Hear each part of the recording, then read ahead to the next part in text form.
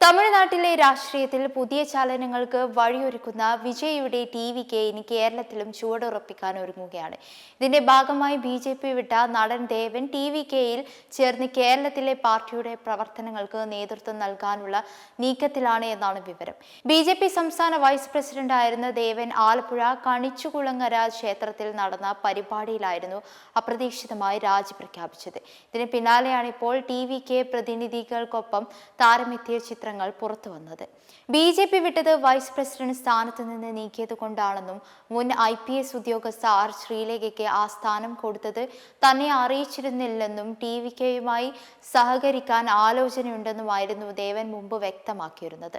തുടർന്നാണ് ടിവികെ നേതാക്കളുമായി കൂടിക്കാഴ്ച നടത്തിയിരിക്കുന്നത്. നിലവിലെ വിവരങ്ങൾ പ്രകാരം സെപ്റ്റംബർ 10 വിജയിയെ കാണുന്നതിനായി ദേവൻ ചെന്നൈയിലെത്തുന്നതായിരിക്കും. ഇരുവരും തമ്മിലുള്ള കൂടിക്കാഴ്ചയ്ക്ക് ശേഷമായിരിക്കും ദേവന്റെ പാർട്ടി പ്രവേശനവും സംസ്ഥാന അധ്യക്ഷ പദവിയും സംബന്ധിച്ച അന്തിമ തീരുമാനമുണ്ടാകുക.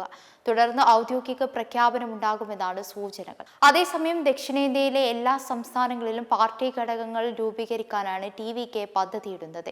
ഇതിന്റെ ഭാഗമായി കേരളത്തിലെ പലരുമായും ടിവികെ ആശയവിനിമയം നടത്തുന്നുണ്ടായിരുന്നു. അതിനിടയിലാണ് ദേവൻ ബി.ജെ.പി വിട്ടതും തുടർന്ന് നടി പ്രിയങ്കയെ ബന്ധപ്പെട്ട് ദേവനുമായുള്ള കൂടിക്കാഴ്ചയ്ക്ക് കളമൊരുങ്ങുന്നതും.